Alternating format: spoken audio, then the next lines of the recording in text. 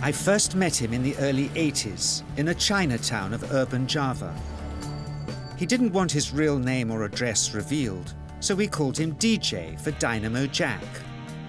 He was only a healer, he said, but he did direct a powerful energy generated from his own body into his patients. Sometimes he used the needles, sometimes just his hands. He called the energy qi, and it was so strong that he usually needed a grounder to hold his patients' feet. For years, we followed him around Java on his healing rounds, pleading to be allowed to film him, but he always refused, saying his powers resulted from a type of meditation with an ancient tradition of secrecy.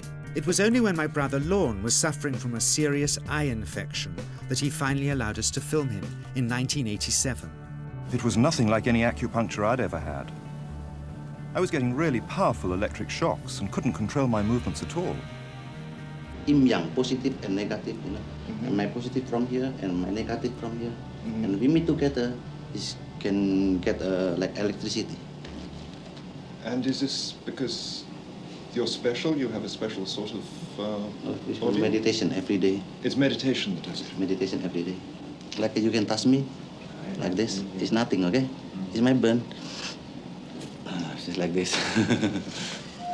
For our sound recordist, it was also a shocker.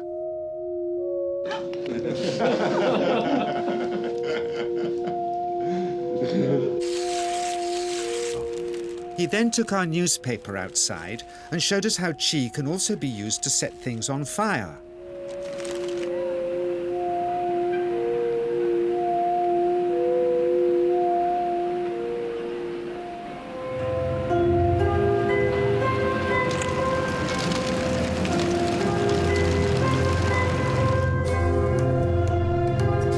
When he heard we'd shown this footage in public, he was very upset and refused all our future efforts to contact him again.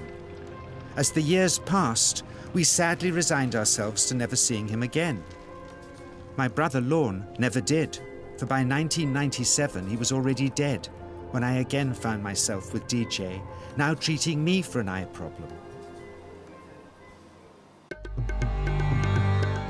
But it wasn't this that brought me back. He had tracked me down out of the blue and invited me to tell me a story. He'd just returned from 2 years on a deep meditational journey, alone in the heart of Borneo.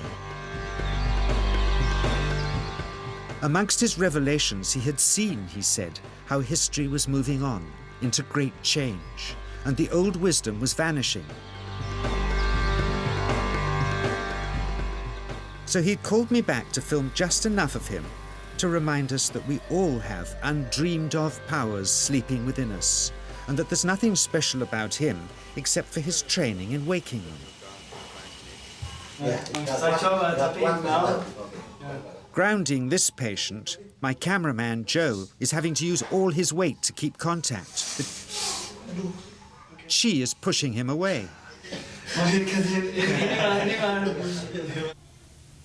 He seems able to control the amplitude of this qi, like a dimmer switch, and it causes uncontrollable responses in the patients and their grounders. I can barely keep my hand on you. It wants to fly off. The electricity is so strong. This mother unwittingly grounds her child. He won't sit still, so she's asked to hold him and grin and bear it. Sometimes, signs of this passing energy can be seen in the transmitter too. This qi stuff is only the surface, he says, of the real adventure beneath, in the meditational technique, which at one time, when he taught it, dozens of his students were trying to master. At private testing sessions, they'd be asked to show their progress by, in this case, trying to push brittle plastic chopsticks through a hard wooden bench.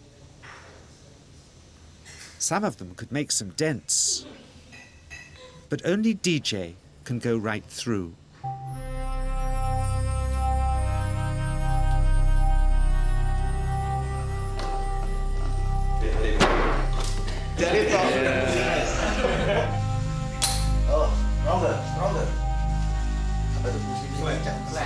An easier test of projecting qi through the palm of the hand, he says, is by smashing the contents out of an unopened bottle.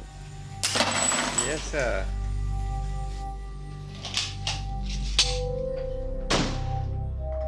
Projecting qi from the palm of the hand can also be used to resist rifle pellets, he says.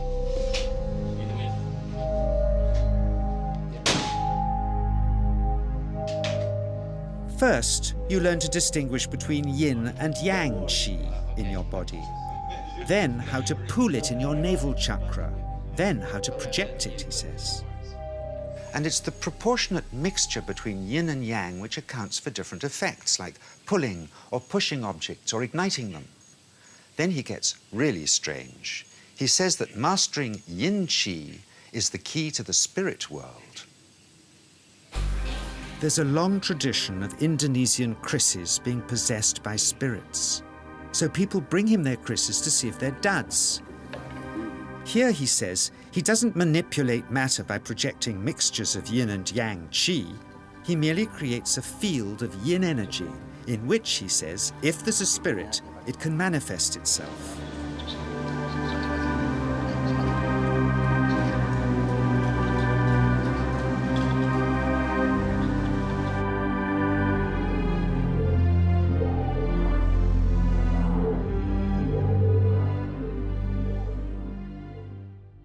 So I invited a small group of scientists back from the United States with measuring equipment to test if DJ was for real.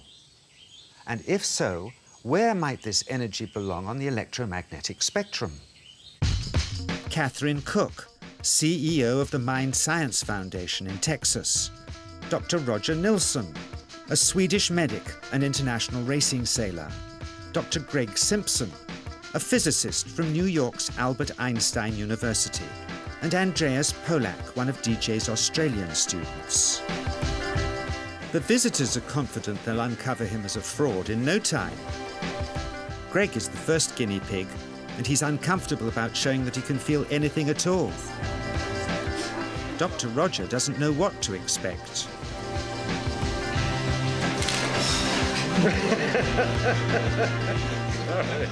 Out comes the metal detector, like the things they use in airports, to see if he has any concealed metal in his body.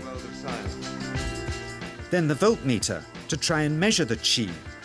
But how to get it to work? Where's the ground? What settings? DJ suggests that as his negative is his perineum and his positive is his navel chakra, perhaps that's where the electrode should be attached. He doesn't stand on his dignity. He's eager to help, but still no readings. They're getting shocks off his arm, and now they're on the right settings, but the needle still isn't moving. DJ says it isn't electricity, it's qi. It's 1, 2, up. I feel it in my whole body. I feel it at 3, 0.3. I feel it in my legs. Shit. But suspecting there's some tricky setup on his premises they can't find, they insist we all go to a randomly chosen hotel room several miles away to see if he can light a light bulb with his fingers. It doesn't ground on the wall. So Greg holds and grounds one wire,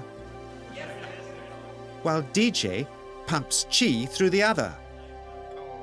The bulbs are LEDs, light-emitting diodes, which ignite in different colors according to the intensity of current. Good. On, off, on. Brilliant. Oh, you're blinking. Things were going well. DJ was enjoying it too, until he invited us all out to lunch at his local, where he tried to push a chopstick through the table. He couldn't get it through the Formica surface, so he came up through an inch of wood from underneath.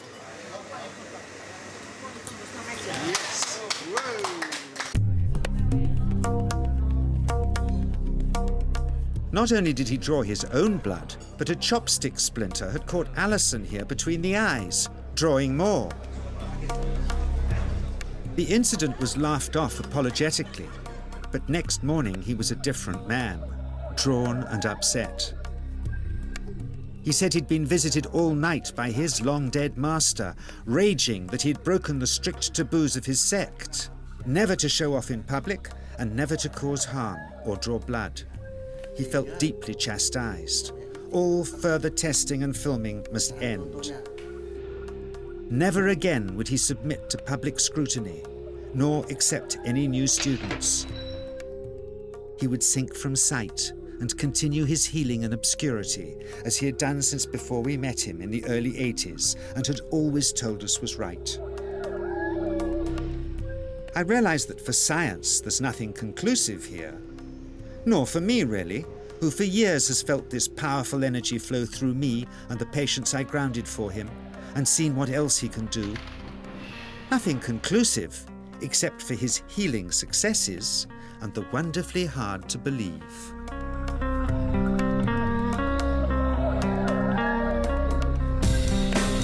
Is this just the tip of the iceberg of powers we've always dreamed we possessed hidden within us?